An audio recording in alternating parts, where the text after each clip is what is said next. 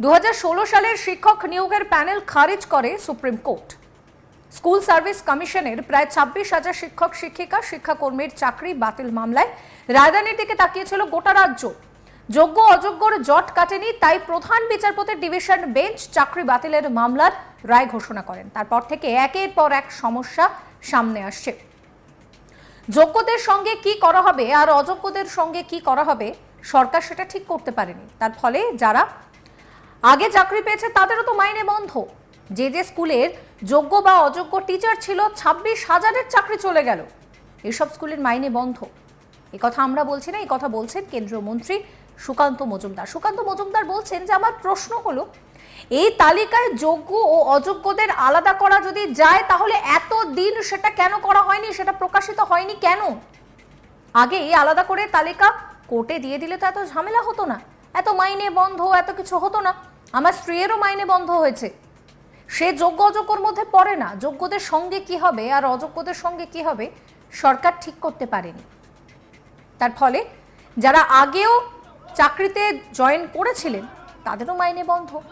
যে স্কুলে যোগ্য বা অযোগ্য টিচার রয়েছে তাদের সবারই 26,000-এর চাকরি চলে গেছে। সব স্কুলের মাইনে বন্ধ। কি পরিস্থিতি একবার ভাবুন তো।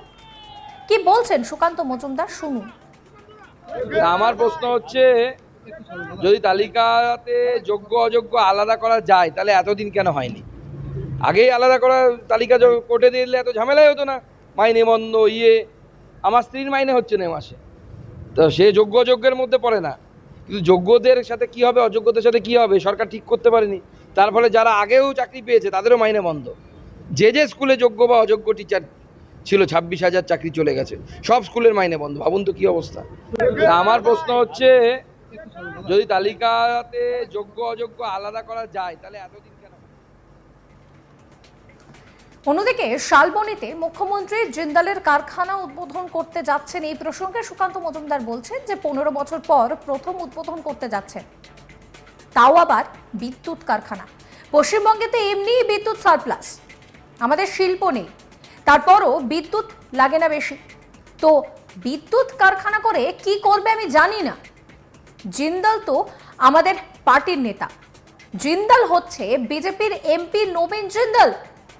তারই কৃপাতে মমতা ব্যানার্জি একটা সুযোগ পেয়েছেন ফিতে কাটার শিল্পে, আজ পর্যন্ত একটাও পায়নি। পাশাপাশি তাকে সাংবাদিকরা প্রশ্ন করেন যে ভয় পালিয়ে আসা শামশেরগঞ্জে ফেরত বাসিন্দাদের চোখে মুখে আতঙ্ক। এই প্রসঙ্গে তিনি বলছেন যে সবাই আতঙ্কের মধ্যে দিয়েই যাচ্ছেন, অথচ পুলিশ বলছে সবই নাকি স্বাভাবিক, আন্ডার কন্ট্রোল। সেটাই দেখতে যাচ্ছি যে কত কন্ট্রোল করছে রে বাবা, দেখি তুমি কত বড় হরিদাস পাল।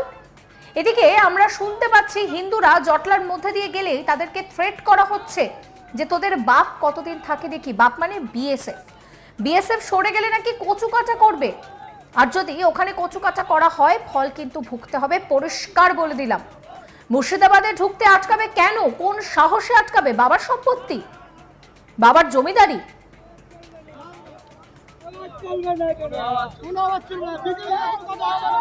ওখানে তৃণমূল ঢুকছে,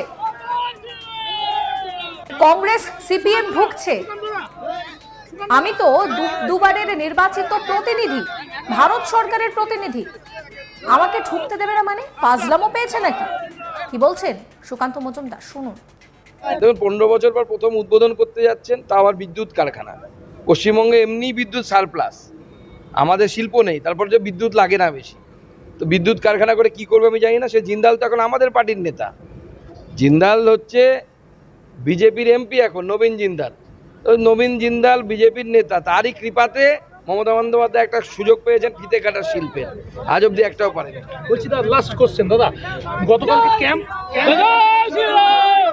তুলে দেওয়া হয়েছে এখান থেকে, এবং এখানকার যারা ক্যাম্প থেকে বাসিন্দারা যাচ্ছিলেন আমরা তাদের সাথে কথা বলি, তারা এখনো আতঙ্কিত হয়ে আছেন, কি বলবেন? দেখুন, সবাই আতঙ্কের মধ্যে দিন কাটাচ্ছে, অথচ পুলিশ বলছে সব নাকি স্বাভাবিক, আন্ডার কন্ট্রোল। আমি ওটাই দেখতে যাচ্ছি, কত কন্ট্রোল করেছো বাবা, দেখি কত বড় হরিদাস পাল তুমি। এদিকে আমরা তো শুনতে পাচ্ছি ওখানে হিন্দুদেরকে জটলার মধ্যে দিয়ে গেলে পরে থ্রেট দেওয়া হচ্ছে যে তোদের বাপ কতদিন থাকে দেখি। বাপ মানে বিএসএফ সরে গেলে নাকি কচু কাটা করবে, আর যদি ওখানে কচু কাটা হয় তার ফল কিন্তু ভুগতে হয়, পরিষ্কার বলে দিলাম। বলছি আপনাকে যদি আটকায় তাহলে কি আপনাদের কি আটকাবে কেন? কোন সাহসে আটকাবে? বাপের সম্পত্তি নাকি আটকাবে? বাবার জমিদারি? ওখানে তৃণমূল ঢুকছে, তৃণমূলের এমপিরা ঢুকছে, কংগ্রেসের নেতারা ঢুকেছে, সিপিএমের নেতারা ঢুকেছে। সিপিএম এবং কংগ্রেসের নেতারা তো জনপ্রতিনিধি পর্যন্ত নয়। আমি তো দুবারের নির্বাচিত জনপ্রতিনিধি, ভারত সরকারের প্রতিনিধি। তা আমাকে ঢুকতে দেবে না মানে? হাজলামও পেয়েছে নাকি? এই নিয়ে আমার কলিগ মিল্টন পালের একটি রিপোর্ট দেখাবো আপনাদের। মালদা মুর্শিদাবাদের ভয়ঙ্কর পরিস্থিতি, আর এই পরিস্থিতির মধ্যেই মালদা দিয়ে যাওয়ার পথে সুকান্ত মজুমদার হুঁশিয়ারি দিয়ে যান যে মুর্শিদাবাদে নাকি শোনা যাচ্ছে ওখানে হিন্দুরা যখনই জটলার পাশ দিয়ে যাচ্ছে তখনই তাদেরকে বলা হচ্ছে বিএসএফ সরে গেলে তাদের কি অবস্থা হবে। কেননা বিএসএফ বর্তমানে সেখানে প্রহরারত রয়েছে, আর সেই কারণে সেখানে নতুন করে কোনো উত্তেজনা ঘটানো হচ্ছে না, এবং এই বিএসএফ যখন সরে যাবে তখন তাদেরকে দেখে নেওয়া হবে, এমনই হুঁশিয়ারি দেওয়া হচ্ছে। যদি তাই হয়, এটাও তাদেরকে বলে দিতে চাই, এর ফল কিন্তু ভালো হবে না। এই নিয়ে মুর্শিদাবাদে যে সমস্ত জায়গা উত্তেজনাপূর্ণ হয়ে রয়েছে এবং যে ঘটনা ঘটছে, যার ফলে বহু মানুষ সেখান থেকে নির্যাতনের শিকার হয়ে মালদায় পালিয়ে এসেছিল, বর্তমানে তারা ফেরতও চলে গিয়েছে। এই পরিস্থিতিতে দাঁড়িয়ে মুর্শিদাবাদের শামশেরগঞ্জ সহ একাধিক এলাকা উত্তপ্ত হয়ে রয়েছে। পাশাপাশি তিনি আরও জানান যে যোগ্য অযোগ্যদের যে তালিকা, সেই তালিকা আগে দিয়ে দিলে এই ধরনের ঘটনা ঘটতো না। আমার স্ত্রী, তারও মাইনে বন্ধ। আগে যারা চাকরি পেয়েছে বা এখন যারা চাকরি হারা রয়েছে তাদেরও মাইনে বন্ধ হয়ে রয়েছে। কি অবস্থা ভাবুন তো। এ বিষয়ে তিনি জানান যে যোগ্য অযোগ্যদের তালিকা যদি আগেই প্রকাশ করে দিত তাহলে এই ধরনের ঘটনা ঘটতো না। পাশাপাশি তিনি শালবনী যে মুখ্যমন্ত্রী বিদ্যুৎ প্রকল্পের উদ্বোধন করতে গেছেন, সেক্ষেত্রেও তিনি জানিয়েছেন যে সেখানে যে জিন্দাল রয়েছেন সে আমাদের এমপির হাত ধরে সেখানে ফিতে কাটা শিল্প করতে গেছে মুখ্যমন্ত্রী। এই নিয়ে 15 বছর ধরে কোনো শিল্প নেই, এখানে কোনো শিল্পের ব্যবস্থা নেই। পাশাপাশি তাদেরকে যে বিদ্যুৎ দরকার শিল্পের জন্য, এখানে শিল্পও নেই, বিদ্যুতের কি প্রয়োজন, এই নিয়েও তিনি প্রশ্ন তুলেছেন। স্বাভাবিকভাবে সুকান্ত মজুমদার এদিন মালদায় দাঁড়িয়ে রাজ্য সরকারকে এক কথায় বিঁধলেন এবং তিনি সাফ জানিয়ে দিলেন যদি মুর্শিদাবাদের ওই সমস্ত এলাকায় হিন্দুদের ওপর কোনো রকম জটলা বা আক্রমণ করা হয় তাহলে তিনিও ছেড়ে কথা বলবেন না। এই কথা বলে তিনি এখান থেকে রওনা দেন। এই ভিডিও সম্পর্কে আপনাদের মতামত জানাবেন কমেন্ট সেকশনে কমেন্ট করে। সমস্ত খবরের আপডেটের জন্য চ্যানেলটিকে সাবস্ক্রাইব করবেন, নোটিফিকেশন পেতে বেল আইকনে ক্লিক করবেন, ফলো করতে ভুলবেন না আজ তাক বাংলার হোয়াটসঅ্যাপ চ্যানেলও।